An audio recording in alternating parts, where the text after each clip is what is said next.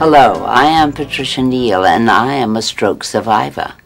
I know firsthand how dependent we are when we become disabled for simple things like getting from one place to another. As patients improve, they need help moving about. This is part of recovery, but most of us, patients and caregivers, are intimidated by these maneuvers.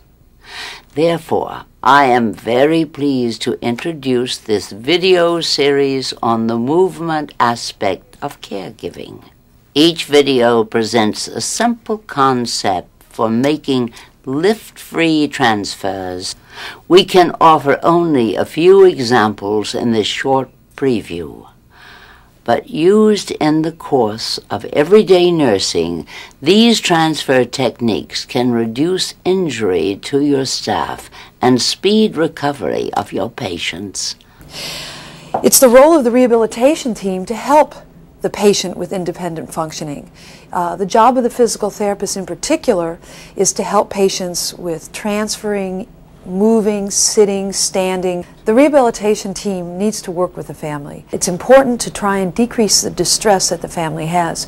Frequently, the family is extremely concerned about safety, what precautions they must take, the effort involved in moving a patient, for example. How can they best provide this in a way that's not distressful to them, safe for the patient, and can actually begin to help in the rehabilitation process.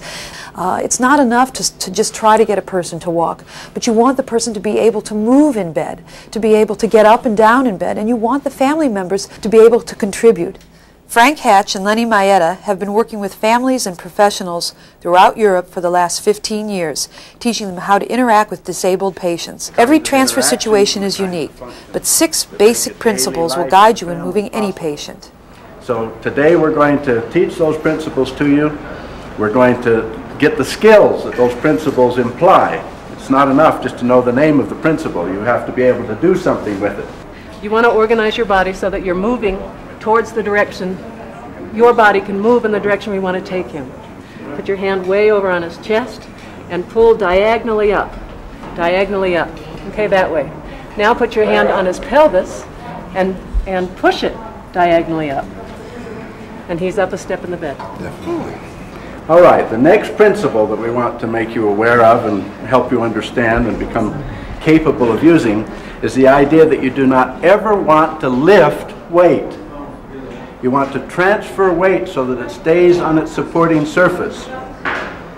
Now, in order to illustrate that, let's ask Vince to lie down here on the floor. He's a pretty big guy, and we're going to show you that you don't have to lift Vince's weight in order to get him to stand up. You can leave the weight on the floor all of the time. And we do that by, once again, using the first concept of moving his masses one at a time. Back sprain is by far the leading cause of injury or illness in healthcare settings. Your primary and overriding concern is to prevent injury to the patient and to yourself. Do the next step of bringing his chest and his head weights onto his pelvis. Now, the tendency that most of us have is when we want to stand somebody up, that we get behind them and we lift him towards the ceiling.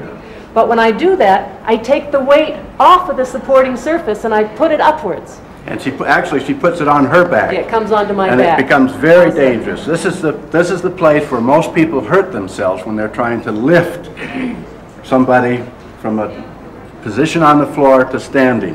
And so instead of doing that, I'm going to help Vince shift his weight from his pelvis down to his feet. And I'm going to do that by pulling on him. And I pull him so that his weight moves farther and farther down until he can stand up. And what happens is that the masses of his body stack over each other. As with all examples shown, modification for disabilities may be necessary.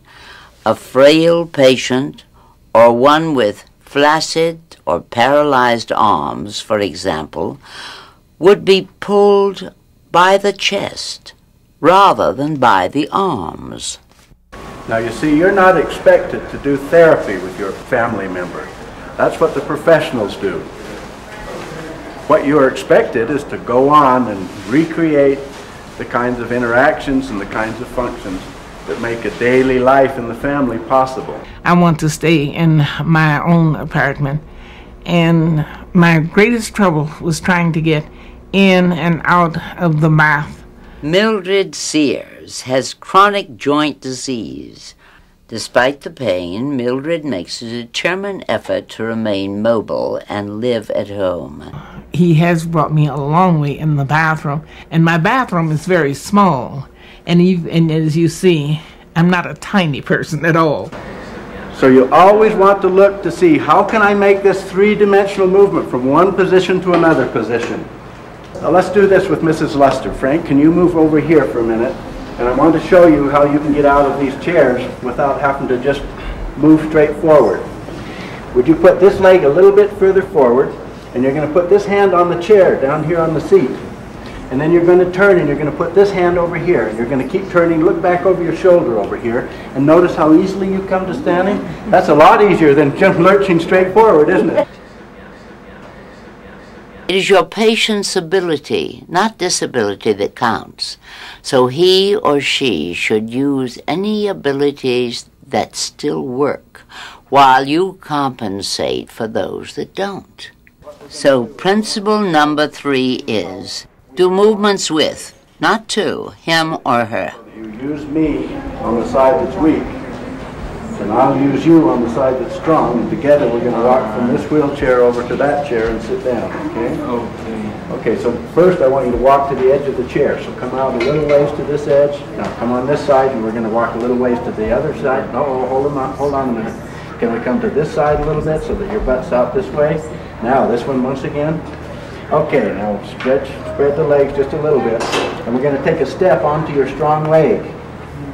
I'm going to put my foot right here, and I want you to put your arm on my shoulder, okay?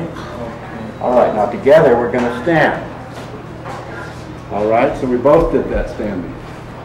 All right, now I'm going to come over on this side of you so that I can get hold of your hand here.